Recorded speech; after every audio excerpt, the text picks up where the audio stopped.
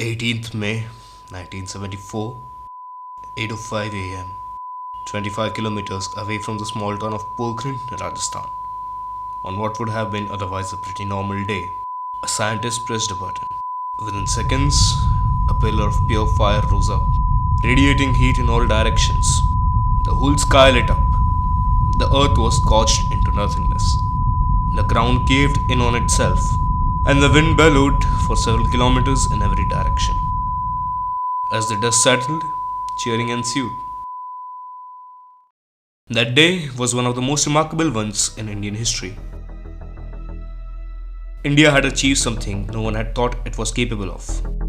Something even the CIA did not expect. Something that has repercussions even today. India, one of the most peaceful countries in the world, had successfully carried out a nuclear test and become the world's sixth nuclear power.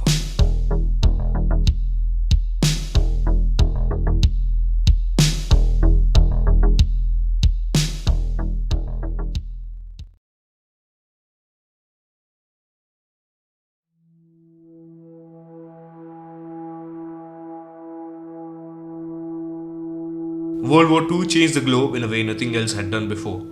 Nations and the relations between them were recast, and the emergence of new technologies completely changed warfare. Nuclear bombs could wipe out entire cities in seconds, and the start of the Cold War in 1947 only accelerated the development for these weapons. The threat of nuclear war seemed to be ever so slightly nearer every day. So when India detonated its first nuke in the summer of 1974, it took everyone by surprise. Up till then, India had been one of the few countries that actively tried to speak out against the nuclear arms race, and was one of the frontrunners in the promotion of world peace, nuclear disarmament, and the usage of nuclear technology for peaceful purposes. But India's foray into the world of nuclear weapons wasn't unwarranted, and there were two key reasons for it: the birth of Pakistan and the departure of the British from India in 1947, and the success of Project 596 in 1964.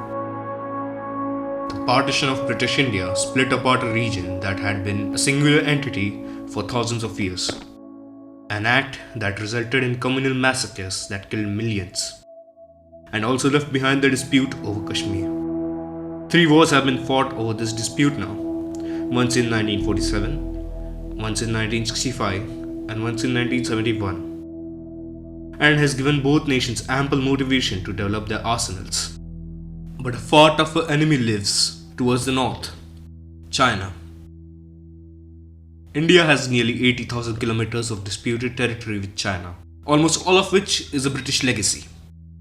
India had relied on the USSR as a counterweight to China, but when the Sino-Indian War broke out in 1962, the Soviet Union was preoccupied with the Cuban Missile Crisis and left India on its own. The legacy of this incident proved that the USSR was an unreliable ally, and when China successfully tested its first nuke, it became necessary for India to acquire its own nukes. But making nukes isn't an easy process, and it has to be carried out with a high amount of secrecy. But luckily, India had a head start.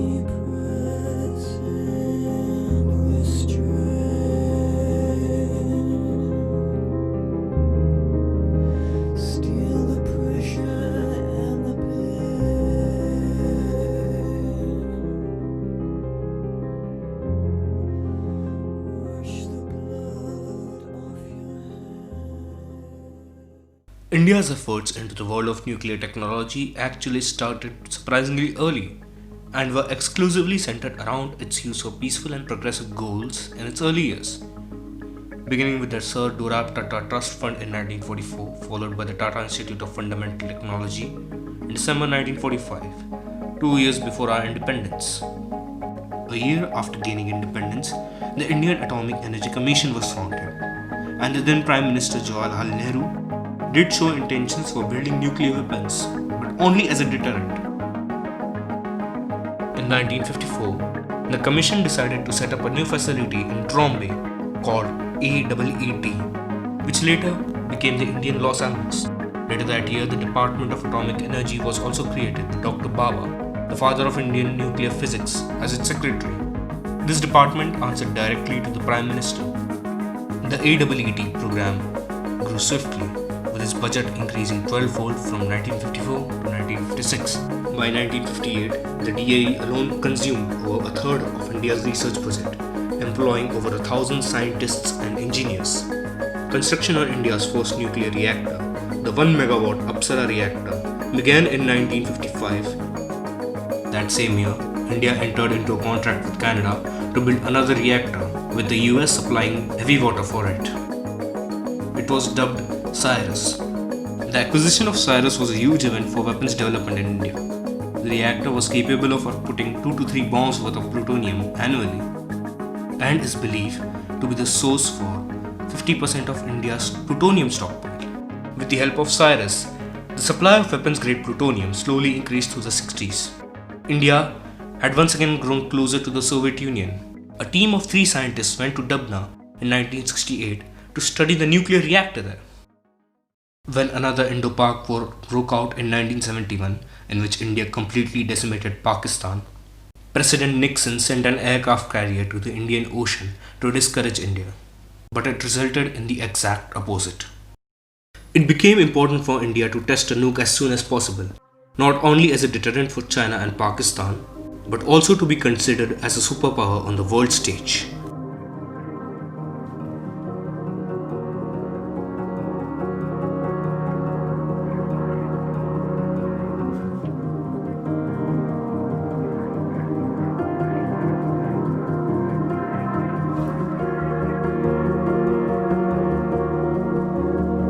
While at the peak of her post-war popularity, Indira Gandhi visited the Trombay facility in 1971, which had been renamed the Baba Atomic Research Center or BARC after the death of Baba. She gave verbal permission to build the bomb after seeing a wooden model of it on her trip there. Work began immediately. Only 75 scientists and engineers were employed. Outside of those that were actually working on the project, the only other people to be informed about its existence were the Prime Minister, her trusted advisor and former Principal Secretary P.N. Haskar, and her current Principal Secretary D.P. Dhar. No government ministers, including the defense ministers, were informed. The bomb was completed and assembled in 1974 at Trombay. The assembled device was hexagonal, yellow, about 1.5 meters in diameter, and weighed 1400 kilograms. The test location finalized was Pokhran, which lay somewhere in the middle of the Thar Desert, about 900 kilometers away from Trombay. The bomb was carried by an army convoy from Trombay to Pokhran in 3 days. A deep underground shaft was dug into the earth, and the nuke was lowered into it. The entire team of senior leaders and contributors for the project were present, and were observing the test site from an observation bunker about 5 kilometers away. The test day was decided to be 18th May, which also marked the birth of Buddha. After a short 5-minute delay, the test was finally commenced, and it was successful. The yield of the bomb has been an issue of controversy since the day of the test. Although occasional press reports have given ranges between 2 and 20 kilotons, the official number remains 12 kilotons. It had a damage radius between 1.5 to 2.6 kilometers. The crater produced by this detonation has been reported to have a radius of 47 meters, with a crater depth of at least 10 meters, but estimated to be as high as 60 meters. If detonated over Delhi, it would make an impact similar to this.